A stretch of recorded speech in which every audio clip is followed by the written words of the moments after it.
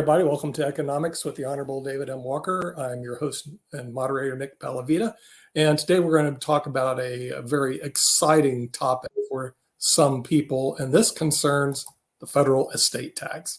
Now, most people are not familiar with that because they won't be paying a federal estate tax since they upped the unified credit equivalent to around $23 million. Now, when I first started practice, that was because back turn of the other century, the federal estate tax exemption was not $23 million. It was around $600,000. And then you started paying estate taxes. When someone passes away and you inherit money, all of a sudden, poof, you get to pay a federal estate tax. You don't get a free pass, on go. So since then, it has changed. The revenues have gone down significantly. Our national debt has gone up significantly, and there's obviously no tie-in. So we're going to be discussing a factor that existed years ago that doesn't seem to exist too much today, and that is the federal estate tax. With that, we brought in a panelist, a member who's the Mega Society member, which is the group above Mensa, which no one knows what it is, but we'll bring him in anyway. One of our high IQ people, Rick Rosner. Welcome to the show. Hopefully you have some insights on this federal estate tax to share with us. Thing one is only one family in 500 pays estate taxes right now. Used to be one family in 100. Now it's one in 500 because it was at least doubled under Trump. Yeah, right. Yeah, I mean, the thing is the unified credit equivalent kept going up. And actually, they eliminated the estate tax in 2001, which is part of the reason you see down here National Pension Partners.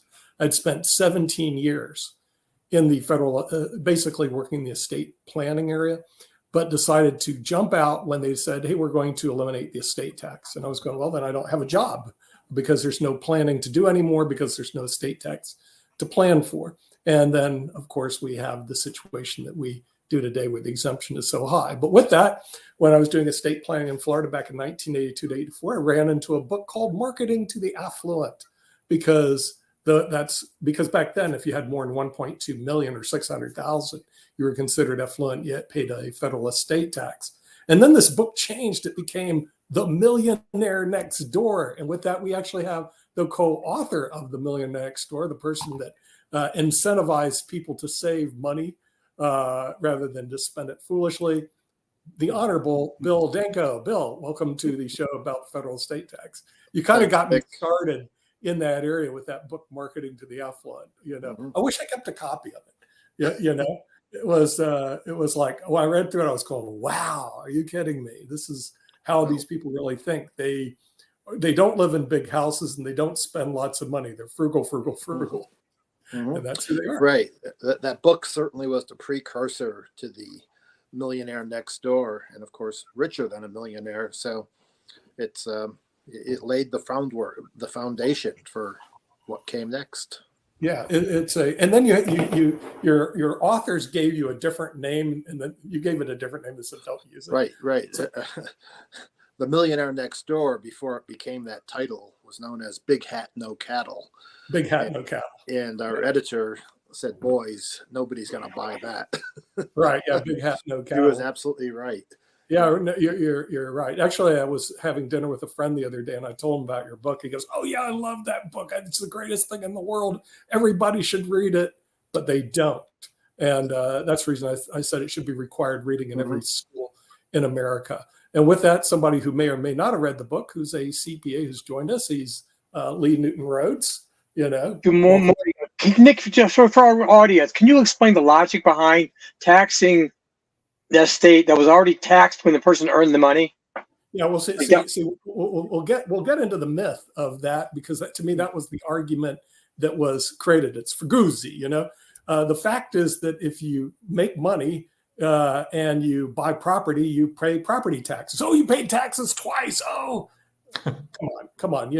It's kind of like the myth out there to get rid of the federal estate tax. But we'll get into that later on. See, I have my own opinion about that because I got started in the area, and I got started actually in the 70s because my grandmother had a large estate. We were one of the founders of Bank One, which became Chase Bank.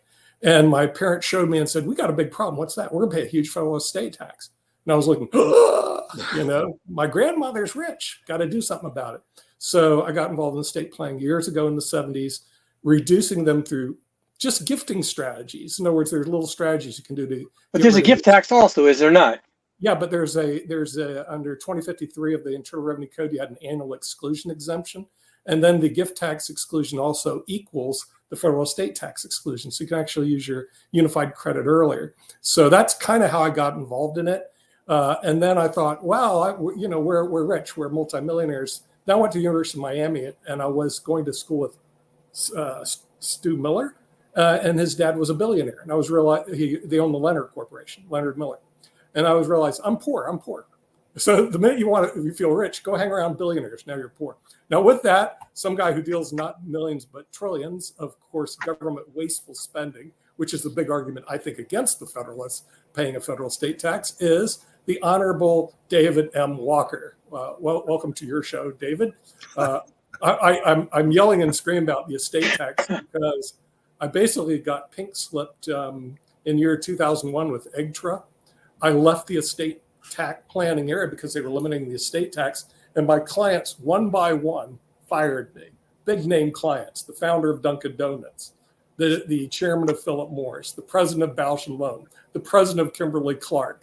I got phone calls, every month saying, we don't need an estate planning attorney, tax attorney, because there's no estate tax. And I realized at that point in time, and this is EGTRA in 2001, where they eliminated the estate tax effective in 2010. I had to get another job. There was going to be no estate tax planning anymore. So I got into pensions, and I've been there ever since. So that's kind of the morph I did after 17 years in planning estates, because it was known as the voluntary tax. If you plan properly, you can avoid it. If you don't, you pay it. I mean, that's kind of like the way it is, and probably the way it is today. But now they get a free pass until you go over 23 million. Bring our last commentator in from Canada, who doesn't have an axe to grind in this area, Sasha Starr, who lucky. But we'll start with you, David, because you said you knew the guy who sold the bill of goods to the American public, that rich people like myself should not pay taxes. Tell us why that's a good thing. Well, let's provide some contextual sophistication, which is highly unusual when you're dealing with policy and political issues. Coming back to a few things that you said, if you look at our financial condition and fiscal outlook, our debt to GDP, I'm talking about total debt subject to the debt ceiling, is at all-time highs and going up rapidly. If you look at the percentage of revenues, the amount of revenues we get as a percentage of GDP, it is below average post-World War II. If you look at the amount of spending as a percentage of GDP, it is significantly above average and going up rapidly. So therefore, the gap between revenues and expenditures is great already, and it's increasing over time. If you look at, the dispersion in income and wealth in the country, in particular wealth, it has grown dramatically. And if you also recognize that there are several forms of taxation, there's payroll taxes, which are very regressive. You pay it on the first dollar of earned income that you make. All right. There's income taxes. There's property taxes. There's sales taxes, and there's also the estate tax, which is the thing we're talking about today. Let's start by understanding that we have a huge gap in our finances. We've got a growing gap between the haves and the have-nots. We've got to have more revenues as a percentage of GDP. The question is, how do you get those revenues? Some people argue, well, let's adopt pro-growth policies. Well, I'm all for that, but there's no way you're going to solve this problem through growth. The math doesn't come close to working. And so we can talk about the estate tax, but let's understand that the people who are paying the estate tax, as was mentioned by Rick, what, 1 in 500? I don't have that number, but I'm assuming you're right on that, Rick. If 1 in 500 families are paying that, okay, and it used to be 1 in 100,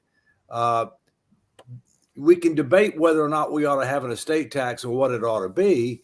But one of the things we can say for sure is the people who are very well off in this country arguably have not paid their fair share in taxes that got us to the point that we are, which is getting worse going forward. And so let's talk about the estate tax. Right now, it doesn't affect that many people because the exemption is 12.9 million per person. So if you got a couple, double that. All right. There's still ways to plan around it. You know, as you know, Nick, there's still planning mechanisms, you know, intergenerational trusts and things of that nature that you can do. But a vast majority of people aren't going to be affected by it. But on the other hand, as of under current law, after 2025, it's supposed to go back to about what, 6.4 million? All right. You know, that's, you know, most people still won't be affected by it, but that's a lot less. I mean, that's basically less than half of what it is right now. And I know in the past, the people that were most concerned about it were people who had a lot of their wealth tied up in non-readily marketable items such as farms, family farms, closely held businesses, etc. I mean, those were the ones that people were the most concerned about because it forced them to have to dispose of things in many cases that may have been in their families for generations. So bottom line is let's talk about the estate tax. It doesn't affect that many people. It's going to affect more when the exemption goes back in 2026, if that's allowed to expire.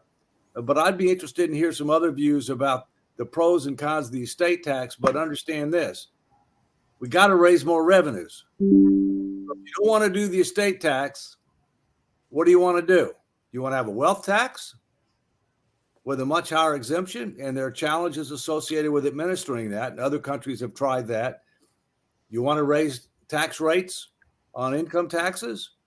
You want to have a consumption tax? Do you want to have a value-added tax that, you know, that gears more towards the wealthy? But doing nothing, not an option.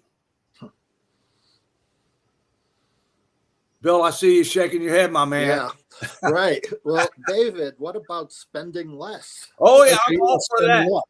Right. The problem, in my opinion, Bill, if you look at the gap between projected spending and projected revenues, the problem is 2 to 3 to 1, and I would say 3 to 1 now.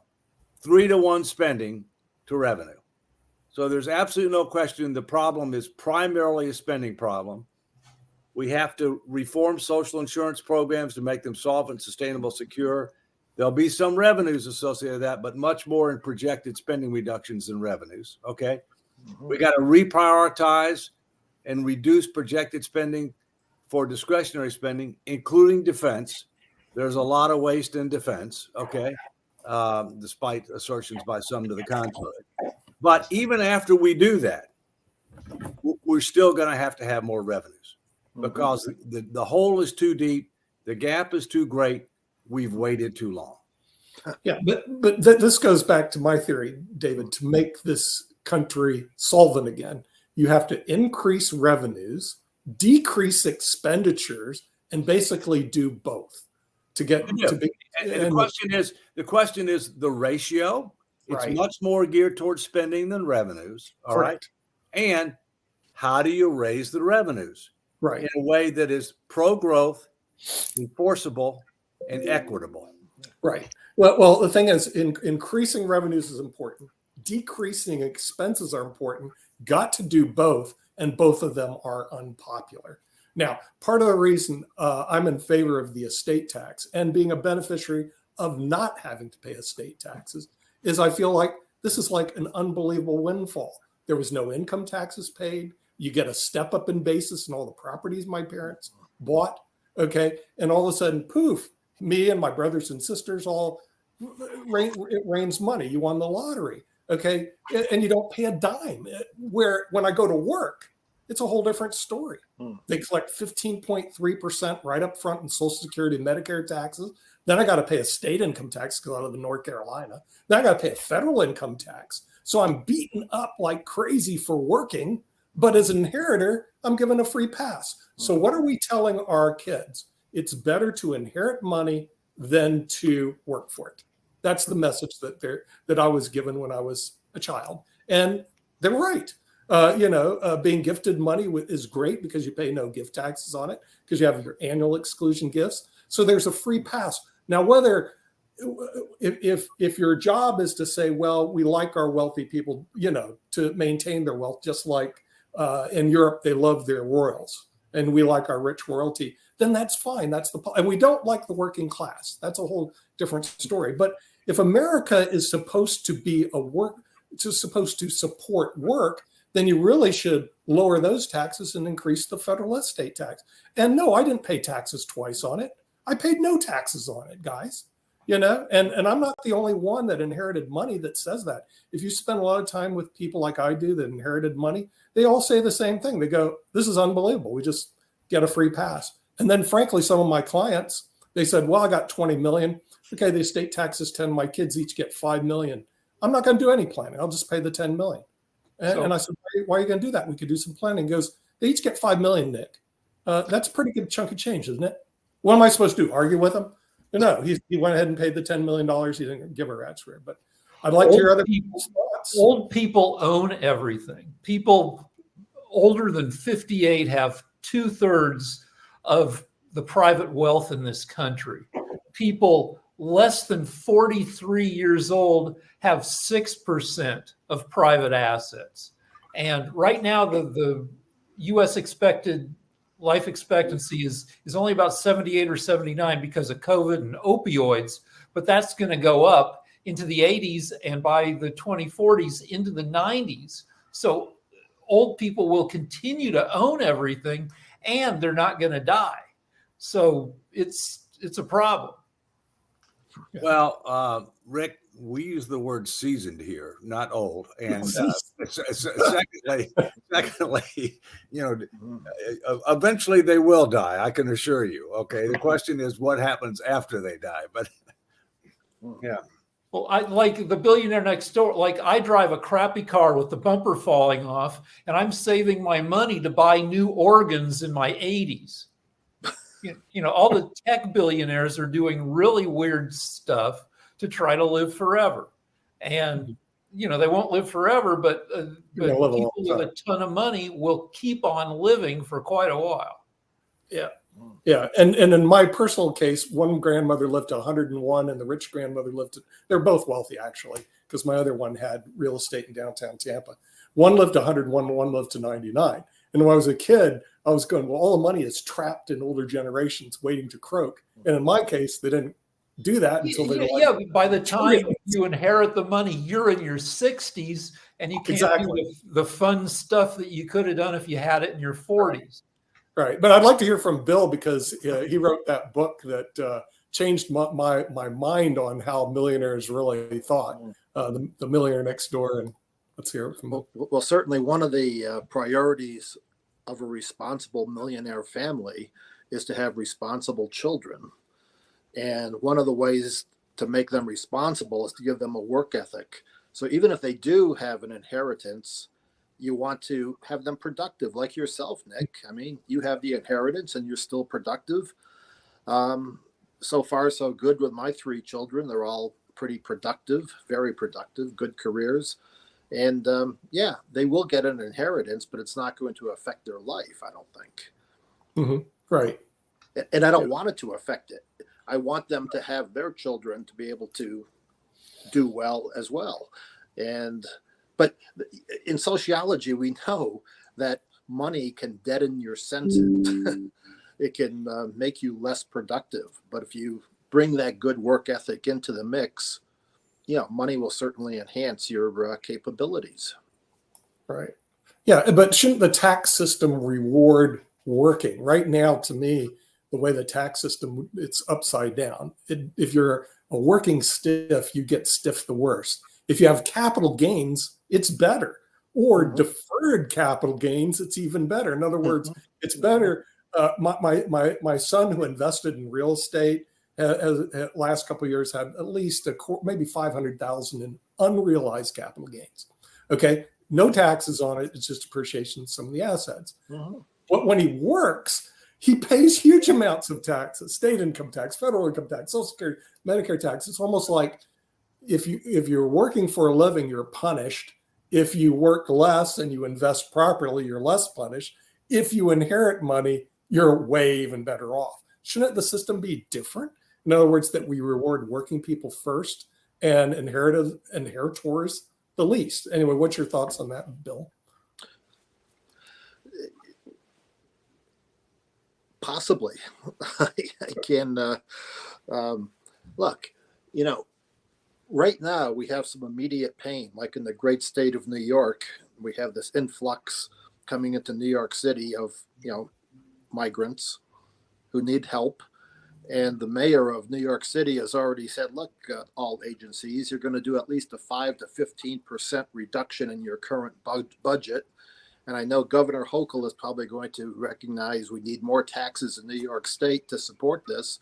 And it becomes a question of, what do we want in a society? Maybe it's right that we should, welcome all these additional people into our society. Maybe it is our obligation to support them. Maybe we have to change all our lifestyles. But boy, it's going to hurt.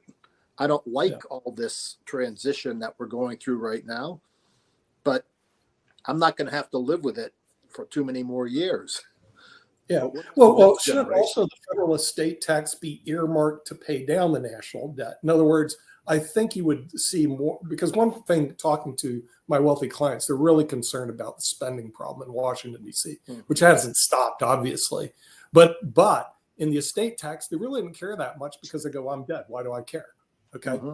If we earmark those funds to pay down the national debt, then that might be a more palatable solution to that, and they do have the funds, and the rates were high. Well, but I think there was a study. I don't recall the details, but they said even if we taxed everybody's net worth to 100%, you still wouldn't have enough money to pay off the debt. So right.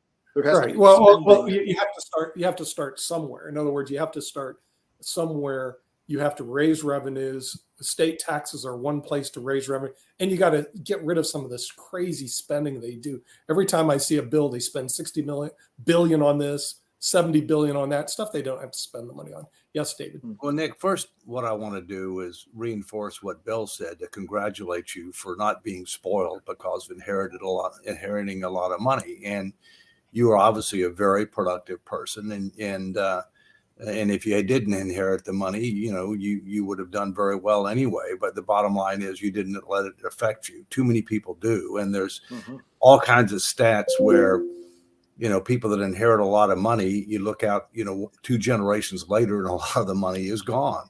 I've heard these sayings before by a number of people, including a former billionaire who I used to work for, who said, you want to leave your kids enough money where they can do what they want, but not enough when they can do nothing. And the second thing that he used to say is you have to know the meaning of the word enough. Once you have enough, then you shouldn't be striving to get more, and you should be figuring out how you can make a difference in the world, with your money and with your time and elsewhere. So look, I think the issue is this. We need to generate more revenues. We've got a growing gap between the haves and the have-nots, especially with regard to wealth. I agree with you that our tax policy should reward work, okay, which is one of the reasons that you don't want to end up raising payroll taxes, which are the most regressive taxes at all. Many economists believe that that the best tax is a progressive consumption tax, and that in fact, that you should eliminate other forms of taxation and just go to a progressive consumption tax with an exemption from having to pay that tax at some level, so the poverty level or some function of the poverty level. So you deal with that issue. But part of the issue is, what do you do with the fact that you've got, let's say, the 1% of families that Rick said, okay, well, it's less than that. So, less than 1%. It's 0.2%. The 0.2% of 1% of families who have accumulated huge amounts of money Right.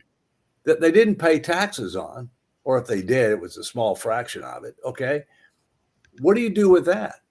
And that really comes back to, should they have to, for the benefit of society, because of our huge, unfunded obligations, because of our growing gap in finances, should they have to pay something because of having the opportunity to accumulate that amount of money in this country? And should that be through an estate tax with maybe a higher exemption?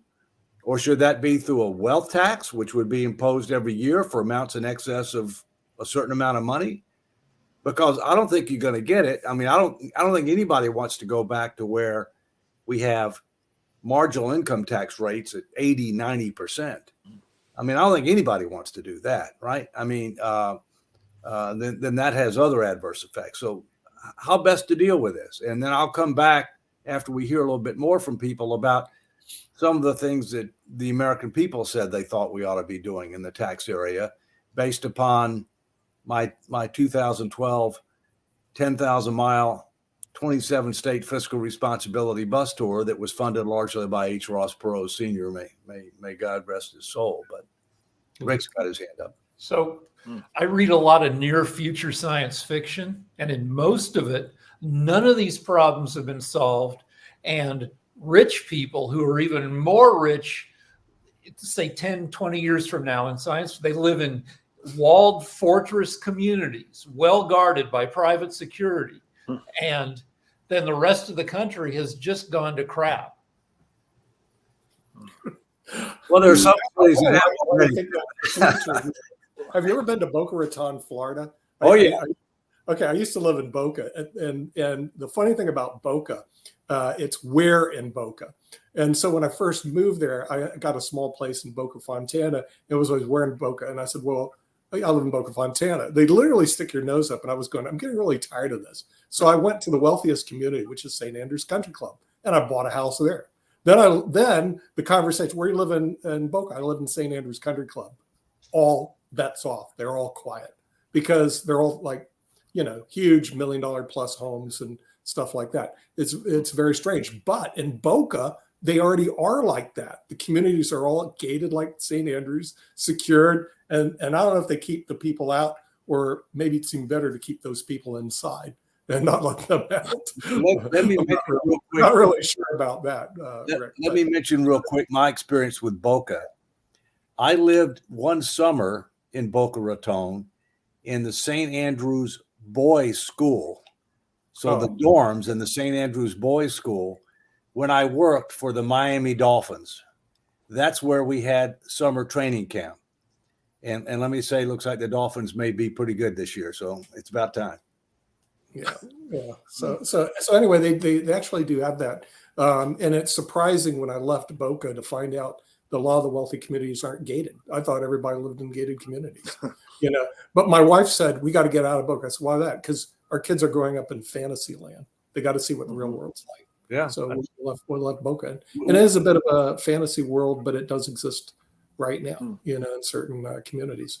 But going back to the federal estate tax, the reason why I'm pro tax, besides losing my job as an estate tax attorney, is frankly, when the money changes hands, when people die. Okay. And I've been down that road before. The individuals that collect it are grateful they receive anything. And even if they had to pay a small tax at 10%, you can broaden the base, make the estate tax 10% at the first dollar you get, because it's a windfall for every inheritor. It really is. In other words, all of a sudden they're going like, "Wow, look at all this money I got." And if you had to pay 10% to the federal government, you shrug your shoulders. So what? It's still a lot of money. And it doesn't hurt the guy who made it because they're dead. Yeah. So anyway, I'd like to hear from Bill on that one. Yeah. Well, let's look at a couple of public statements of some very wealthy individuals. I remember a Forbes magazine interview with Bill Gates, and he was asked how much money he's going to give his children. And he said, "I'm only going to give them $5 million each. I don't want to spoil them." And, and he also, along with his buddy, Warren Buffett, they've taken that pledge to be charitable, only retain, a few hundred million for themselves, but give away the billions during their lifetime. And they're Yeah. living up to that. Yeah, pledge.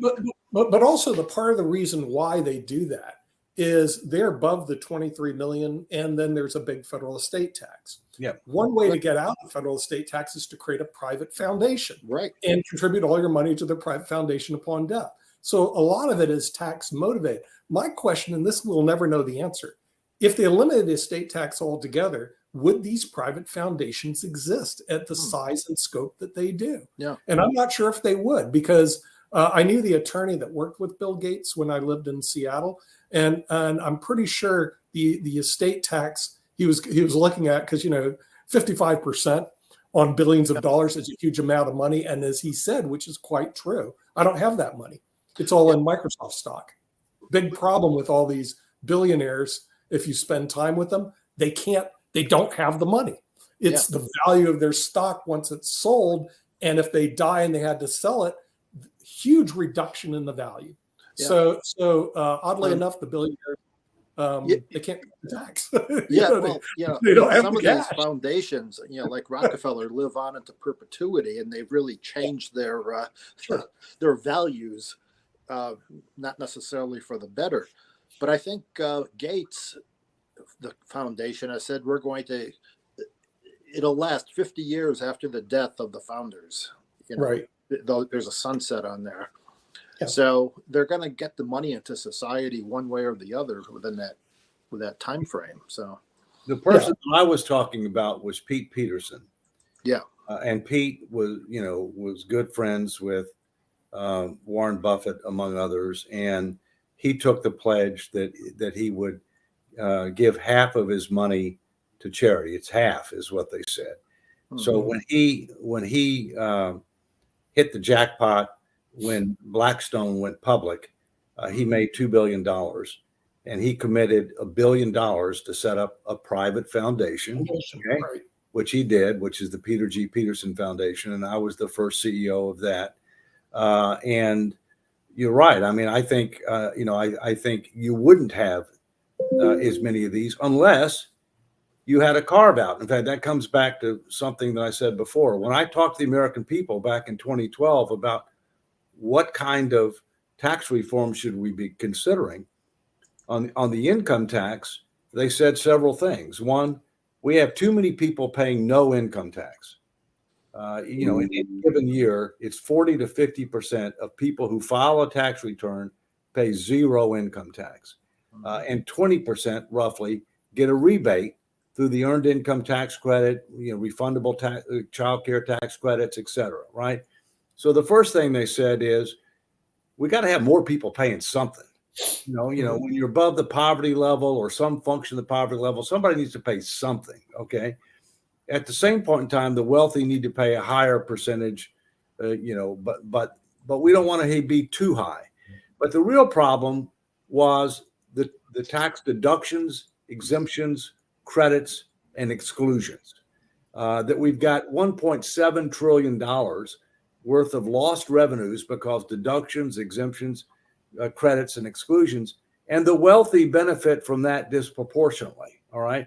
And so let's streamline and simplify the tax code to where we eliminate a vast majority of those. Yeah, you can have a standard deduction, you can have one for kids, but I'm talking about other ones. All right. And exclusions.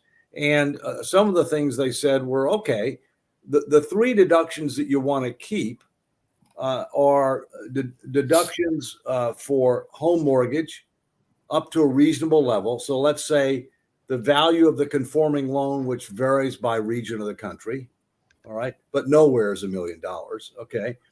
Secondly, and nothing for second homes, all right? Secondly, charitable contributions, which you can say if you set up a private foundation, that's a charitable contribution. Full deductibility for charitable contributions, because you got to keep in mind the government's going to be doing less, and therefore we'll need for charitable institutions to do more because the government's going to do less because we got to cut spending big time.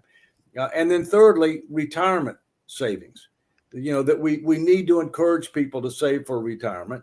And that's a legitimate thing. And then we said, okay, so we're going to recapture a lot of revenues, because we're going to eliminate a lot of deductions, exemptions, credits, and exclusions. But we want to encourage those three things. And then the question is, well, what do you do with the people who are super wealthy already? And I think you only have two choices. The choices are you either have an estate tax or you have a wealth tax. Mm-hmm. Yeah. And what's wrong with a broad-based federal estate tax? I mean, let's say I go, well, I'm going to die and I like Rick Rosner, so I give him 100,000. I give Dave 100,000, give Bill 100,000. Okay. And under the current situation, you'd all receive the money and pay zero taxes. You know, is that a right thing to do? Shouldn't you pay at least 10%? Because remember, we still have that big national debt. What is wrong with a broad-based federal estate tax? Because it's a windfall for anybody who receives it. But go on, Rick.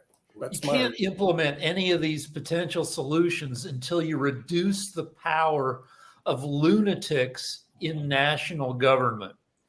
A normal House of Representatives passes 300 to 600 laws in 2 years. The current House of Representatives in 8 months has passed 13 laws because they're busy doing nonsense. And so we've got all these potential solutions we're talking about. Nothing can get implemented until the government gets less broken. Yeah, well, see, my thinking is it should be earmarked to reduce the federal debt. But at the same time, it seems to me, David, they still have a problem because your friend Joe Biden, it is not the debt, it's the deficit. He's spending more. He's taken into the tune of $1.5 trillion or $1.7 trillion. So we still have a spending problem. You got to work on that side of the ledger. And the real problem is both sides of the ledger are unpopular. Making people pay more taxes, not popular. Making people not just spend like a drunken sailor, not popular. So unfortunately, if you're going to run the government right, you need somebody who's elected who's frankly not popular. And then maybe we'll have some fiscal responsibility. But that's why you need two things. Isn't there an argument? And I'll continue to say, number one, you need a constitutional amendment that limits how much debt as a percentage of the economy this country can take on and sets a lower target for us to get to within a period of time. All right. Only constitutional provisions can constrain current and future Congresses. Statutory limits such as the debt ceiling will not stand the test of time, and they fail over and over and over again. Secondly, if you think that Congress is going to make the tough choices on taxes and spending and social insurance reforms through the regular order, that's never going to happen. Okay. People want to pay as little taxes as possible and get as much benefits as possible. People don't, most elected officials don't care about stewardship anymore. All right. And that's why people are so ticked off. They think that the country's headed in the wrong direction and that the future for their kids and grandkids is not going to be as good as it was for them, which is downright un-American. So you have to have a special mechanism. And that special mechanism is a statutory commission comprised of capable, credible, and non-conflicted people who aren't sitting politicians, at least a majority or not, who will gauge the public with the facts, the truth, tough choices, solicit input, make a package of recommendations dealing with the budget process, revenues, social insurance, discretionary spending, that gets a guaranteed vote in Congress. So, you till the ground, you set the table for a tough vote because the people are a lot smarter than the politicians. I mean, they know we've got to do something and they'll accept something as long as it's as an appropriate goal, consistent with principles and values that bring people together rather than divide them apart. And I'm happy to talk about those principles and values that got 95% support. The news channels are divisive. The Fox, MSNBC, Steve is next. CNN, they generate the distrust and polarization. Yeah, they're a big part of the problem, Steve, because people self-select where they want to get their information from. And by the way, it isn't news, it's opinion. A vast majority of what you see on TV today is not news, it's opinion. Steve? Yeah. Yeah, I'm sorry. I can't stay long. It's always great to be here. But isn't there an argument to be made that even though things are really bad for the U.S. from a debt perspective, that we just can print more money, and so we just basically get out of it all the time. I mean, even though, I mean, a devil's advocate, well, we're still got manufacturing jobs come in. Inflation's coming down, even though it's still higher than it was. Does it eventually, and I guess my question was for David, does the economics just eventually keep up, catch up with you, right? That you just can't incur? Because I think that's the problem is we have these debts, then they threaten government shutdown. Everything is normal. Still, the United States today is still the best economy in the world. I mean, we always manage to survive the crisis. But is that bad that we keep doing that? Well, one, we're not the best economy in the world. There's a number of economies that are stronger than ours, including Switzerland, in a much better financial condition than we are, and their currency is more solid. But look, the more you spend, the more you increase the money supply, the higher inflation goes. There's no free lunch. Okay, inflation, frankly, is the cruelest tax of all. If we look at what's happened, in the last 2.5 years, people are behind 5%. The value of wage increases versus inflation, it's down 5%. We're still, 1.7% above the target rate for inflation. And it may be going up some more because of energy prices. Our energy policy is done a 180. So I think bottom line is we got a serious problem. We're going to have to make tough choices. And the people say that. People are not happy. I mean, and by the way, the people aren't happy for either they aren't happy with either potential presidential candidate either. I think we're spoiled because still after World War II, the U.S. owned the world. We had 90% of manufacturing capacity because the rest of the world was in ruins. And we for 20, 30, 40 years, we have this huge advantage, and now we have to become more competitive, and it's tough to adjust. Also, we're a huge lumbering battleship of a country. The country with the most economic freedom, according to the Heritage Foundation, is Singapore. Singapore is like, 20 square miles, maybe less, and it's a dictatorship, and everybody's happy because everybody's rich as heck in Singapore. It's true. And then I find out that Ireland actually has a budget surplus and they have money in reserves. North Carolina, where I live, actually has a budget surplus and money in reserve. Some states are actually fiscally sound. If you look at the United States of America, it's fiscally sick. It's not sound, and it's not getting any better. It looks like it's a sick. The whole state of West Virginia is cutting their budget $75 million. West Virginia is cutting their budget $75 million. They're going to have to close down the universities, some of the programs, and it's crazy. So, And from what I understand, Florida has the highest inflation. Yeah, it could be, but Florida is more fiscally. The states are more fiscally sound than the federal government right now, which is really. My question is how, in terms of economics wise, for example, even the topic of inflation, we seem to be so, we tend to ignore the world on the whole inflation issue, that inflation hit everywhere globally. And we seem to be doing better than many other countries inflation wise.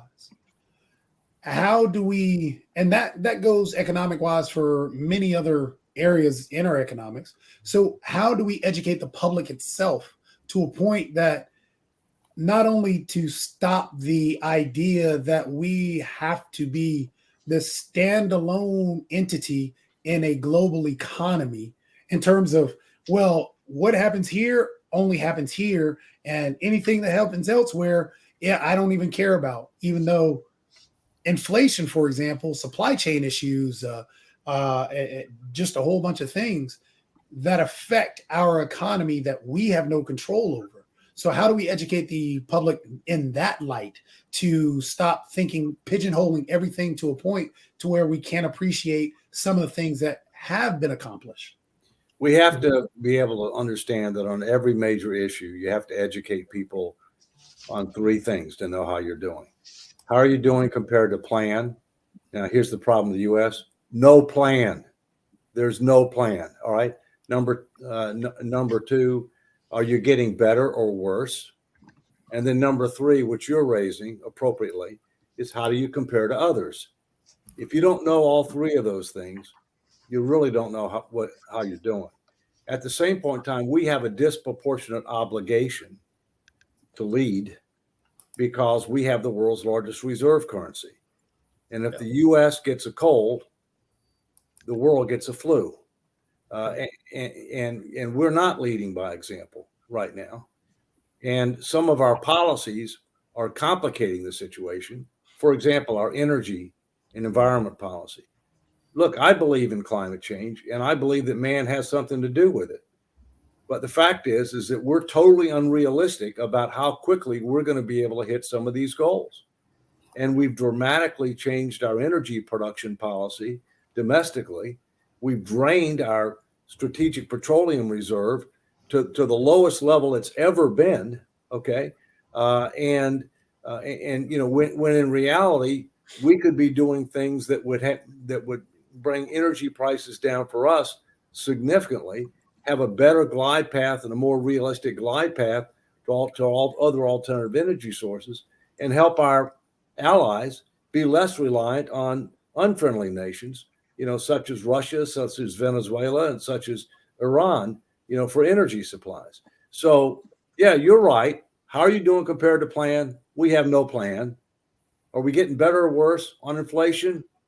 We're getting better until the last 2 months. It went up the last 2 months. And energy policy is our primary problem there. It's our primary problem. And then thirdly, how do we compare to others? That's totally legitimate. And, you know, in many cases, we weren't as bad as some others. But we weren't the best. Well, and then also to touch on, you know, something about that, you know, in terms of the honesty, when can we be honest? We are an ever growing old nation. Our services and everything are ballooning because of that.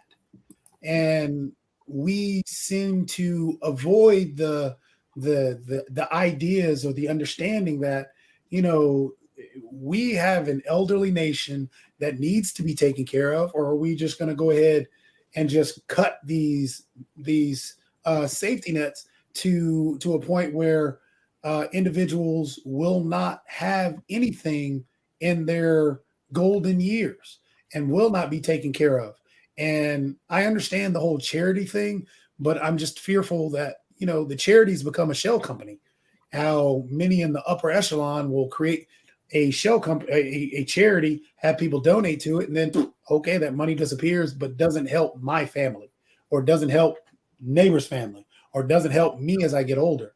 So how do we create I guess a balance more so? Well, first, you know, not only charitable organizations, but also government entity to help an elderly nation that's only getting older. yeah, we're an aging society, but we're not nearly aging as rapidly as some others, such as Japan. Okay, we have a birth rate of about 2, which is not adequate to sustain the population. Therefore, we have to rely on immigration in order to grow the population. But there's a difference between legal immigration and illegal immigration. And there's a difference between having immigration policies that are designed to promote economic growth and opportunity versus to draw upon social services disproportionately, whether it be at the federal, state, or local level. You know, so, you know, this is a solvable problem. Okay. I mean, you know, our challenges are solvable with leadership, and that's the biggest deficit that we have. Everybody's living for today rather than taking steps to help create a better tomorrow. And to help create a better tomorrow, it means more selective investment, less consumption. It means, you know, getting control of spending, and it means raising more revenues. That's what we're going to have to do. I agree with David that educating people about, well, expectations is huge. My wife and I have been in couples counseling for 30 years because I have good insurance that'll pay for it. And part of couples counseling is working with each other to give each other reasonable expectations. And the U.S. has become, and probably the rest of the world, and largely thanks to social media, we're very much more selfish and self-oriented than, say, the World War II generation. They made incredible sacrifices, including dying, rationing, a lot of stuff that people would call communism. Because what? I can't buy as much gas and meat.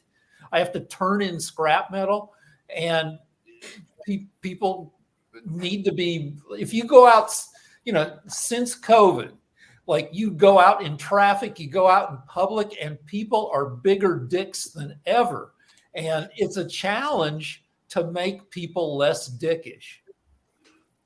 Well, also, I mean, I guess on that, and not really less dickish, but I mean, just more understanding, empathetic.